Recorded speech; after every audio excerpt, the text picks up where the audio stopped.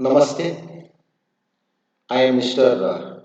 Mahesh A.R., Assistant Professor and HOD in Computer Science, Government First Grade College, Tumkur. Today I am going to explain programming concepts using C in that Introduction to Computer Programming. What is program? Set of instructions. Suppose if you want to do something in computer, first you have to give the instruction. That is program. Either you can use Java, Python, C, C++, whatever you want for writing the program. That is what is about program. That is about what is definition of program. A program is a set of instructions written in computer language. Before writing the program, no, you have to discuss steps in problem solving. If you want to solve the problem, there are many steps are there. First one, problem definition. Second one, problem analysis. Third one, design. Fourth one, coding. Fifth one, testing. And the last one is maintenance. The above representation is known as a Program Development Life Cycle, PDLC.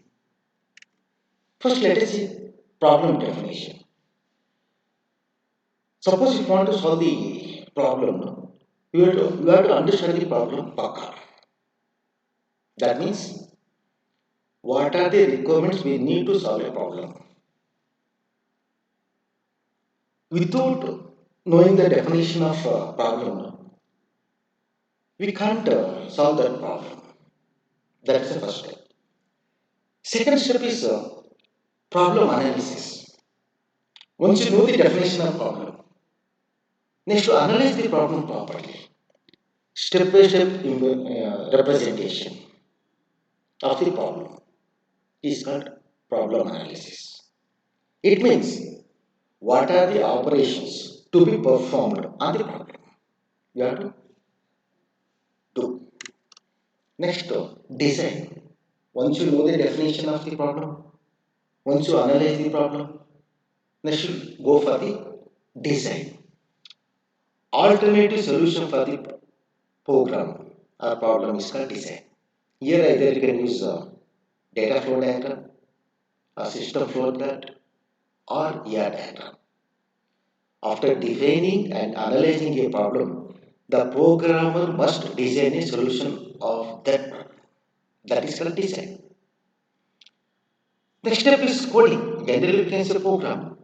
In professionally, that is called coding. Select any language, write the instruction in that language to solve the problem. That is called what? Coding. After coding, next we will go for the testing. See, you have to give the sample values for whatever written program for checking the completeness and correctness of the problem as well as program. Give the sample values, check whether it is working properly or not. That is called testing. Next, finally, maintenance. After you return the program, it is working properly. Sometimes I want to add some more things. I want to improve the program, or I want to modify the program. That has been done. That is called maintenance.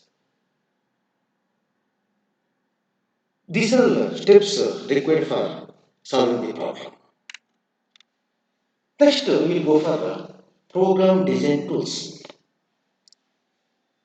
See, after defining the problem, after analyzing the problem, programmer must design a solution of that problem.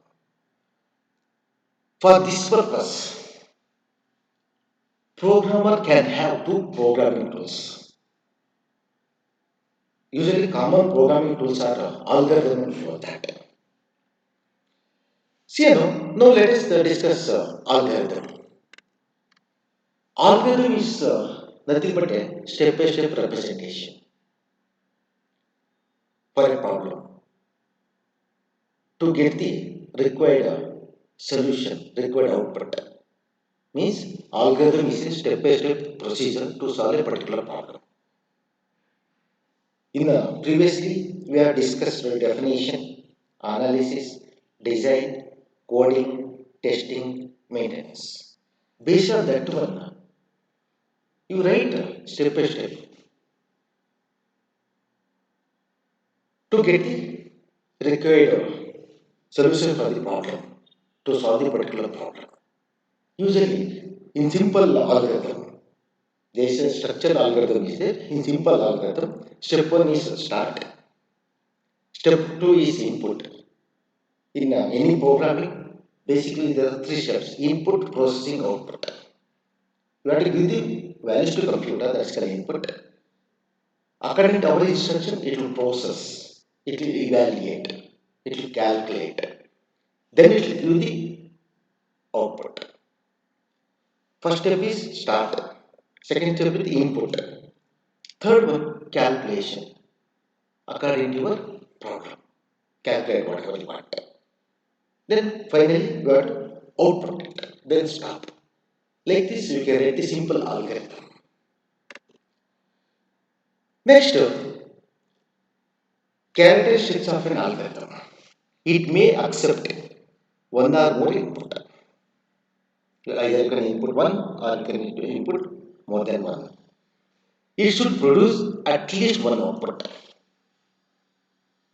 See, our requirement is what here, our aim is what here, to get the required output. Next is no instruction can be repeated. Suppose if the instructions are repeated, no, we can't get the required output. These are all characteristics of an algorithm. Another is what here, there must be finite number of steps. You should not use infinite number of steps. Next, we'll pass on to flowchart. In algorithm, we use the English sentence to represent it. In flowchart, you are going to use the symbols. Graphically, or pictorially, or symbolically, will be the solution for the problem. Flowchart is a graphical or pictorial or symbolic representation of an algorithm. What are symbols used in the simple flowchart? In the flowchart also structure flowchart is there and simple flowchart is there. All flowcharts start with the oval symbol. Suppose if you want to use suppose if you want to input or output, you have to use a parallel algorithm. Decision you have to use that symbol. Looping you have to use. Looping is the repetition. You have to use that one. Connector. Suppose you started in first page, not yet completed. In first page I divide into two parts. I want to continue. Then bottom of the first part you write the circle symbol. Inside symbol you write any character. Top of the next part you write same symbol and same character. Continuation. And direction of the flow. Left, right, down, and so on. These are symbols used in the simple flow chart. What you have written algorithm, we can same thing we can convert that into graphical. That is what a flow chart. Advantages of flow chart. It is convenient method of understanding the problem or code. Because once you represent in pictorially, easy to understand. Next is it acts as an important tool for planning and designing a new system. These are all advantages of flowcharts. Next we'll pass on to basic control structures. The ability to control the flow of execution of a program is known as control structures. Means that what, yeah, how we have to execute the instructions. When you can execute the instruction, how you can execute the instructions, that comes under control structures. They are sequence, selection, iteration, jumping. Sequence means what? Yeah, statements will be executed one after the other. After executing first instruction, it will go for the second, third, fourth, and so on. That is the sequence. Selection means what? Yeah, based on the conditions, I want to execute the statements. If condition is not fulfilled, I don't want to execute those statements. I want to go for the next instruction. That is called a selection. Example: if statement, if condition, statement 1, else statement 2. If condition is true, it will execute the statement 1, else it will execute the statement 2. If A greater than B, do something, else do something. This is called a selection. If A is not greater than B, statement 1 will not be executed. It will go to else part. This is called selection. Flowchart, you see the flowchart for the selection condition. If condition is true, conditional code will be executed. Otherwise, it will go to next part. See a if statement, if expression statement. This is simple if. Expression may be relational or logical expression. Relational means what? Yeah? A greater than B. Logical means what? Yeah? A greater than B and A greater than C. Statement. If the expression is true, statement will be executed. Otherwise, it will go to next statement. This is simple if. You see in a if it else statement. In if it else statement, if condition is true, it will execute the true part. Else it will execute the else part or false part. If A greater than B, something printf something, according to your language, you write the statements. If A greater than B, statement 1, else statement 2. If A value greater than B, statement 1 will be executed. Else statement 2 will be executed. Like that you can use the if else statement. Next to switch statement. This is multiple branching. Here in switch statement, what we can do? We can write the many branchings.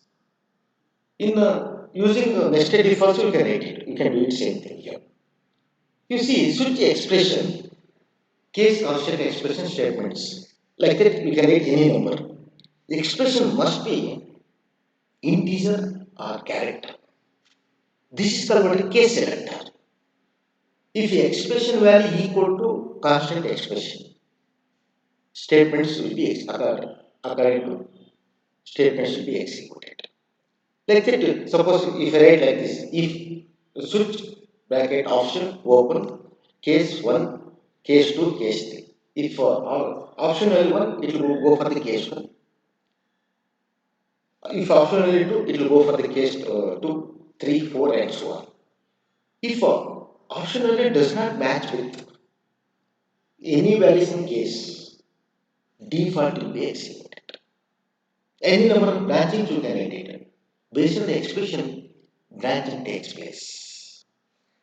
Nested if statement. One if statement within another if statement is called nested if statement.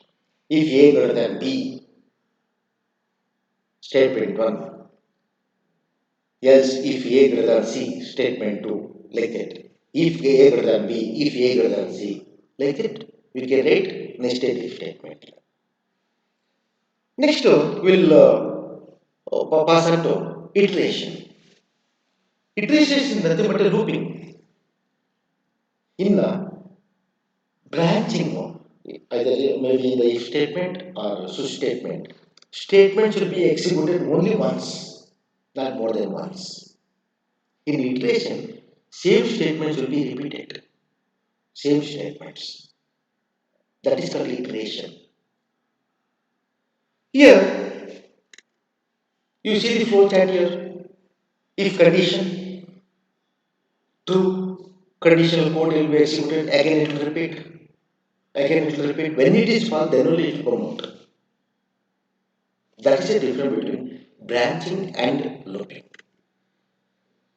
In the looping, there are three types: while loop, for loop, domain loop. Before that, you should know top testing and bottom testing. In top testing, also called pre-test, first condition will be evaluated. Based on condition, execution takes place. First, in top condition will be evaluated, in bottom, execution takes place. Example while loop. Next, another is bottom testing, also called post test. Top execution takes place, bottom condition will be evaluated. Example, do while loop. First, let us see while loop. In while loop, we can execute the same statement repeatedly until condition becomes false. When it is false, generally it will go to next statement. You see while condition statement. Condition will be validated. A statement. If condition is true, statement will be executed. After executing the statement, it will not go to the next statement. Again, it will go for the condition until condition becomes false. When it is false, then only it will go to next statement. In for loop also, we can perform same thing here. When you use for loop, no, statements will be executed a specified number of times. You see for expression 1, semicolon, expression 2, semicolon, expression 3 statement. Expression 1 is nothing but initialization. Expression 2 is nothing but condition. Expression 3 is nothing but increment or decrement or any expression.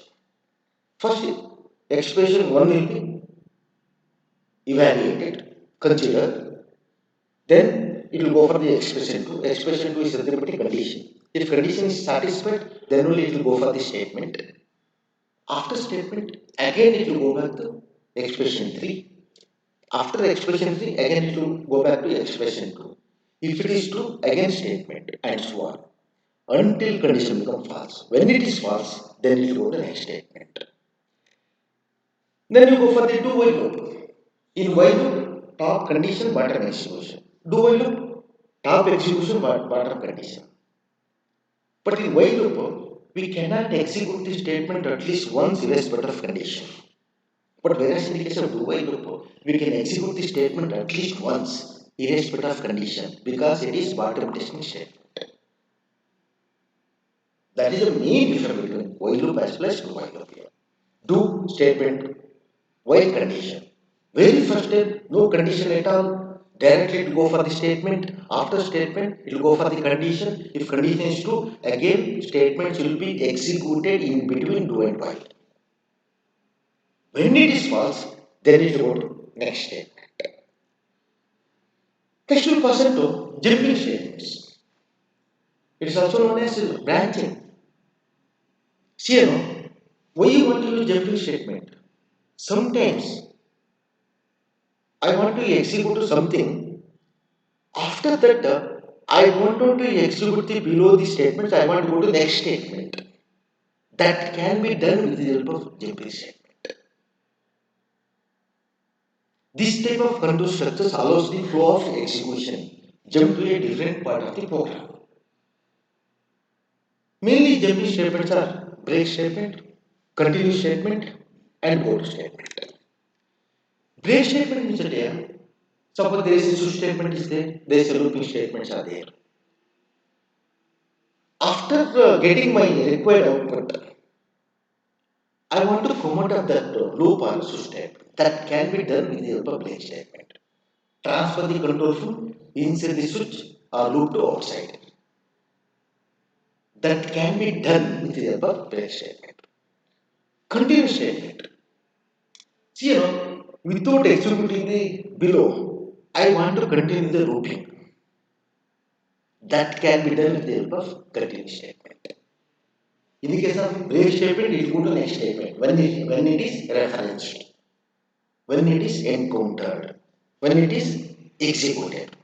When continue statement is referenced, it will go to corresponding conditions of the while or do while or for. Without executing the remaining part of the program, that will be executed. Next, go to statement. Here, you can transfer the control anywhere in the program using go to statement. This is unconditional branching actually. With the label. I have written the first statement, second statement, third. In fourth, I will write go to out. Out is the label. When you use any variable with go to, that is the label. That out is there, we can write anywhere in the program according to your requirements. When go to out is there, when it is referenced, it will go to corresponding label. Then it will execute the corresponding statements. Without executing the below the statements are put. These are jumping statements. Next one person to structured programming, also called modular programming. What is structured programming? Designing and solving a program using sequence, selection, and iteration. Control structures are called as structured programming. When you use selection, iteration, and sequence in a program, that is what structured program. Go to less programming is called a structured programming. If you use go to statement, that is unstructured programming. Advantages of structured programming: easy to write, easily you can debug the errors. Debugging means only correction of errors, easy to understand, easily you can modify the programs whenever you want, wherever you want. That is the advantage of structured programming. Thank you. Thank you all.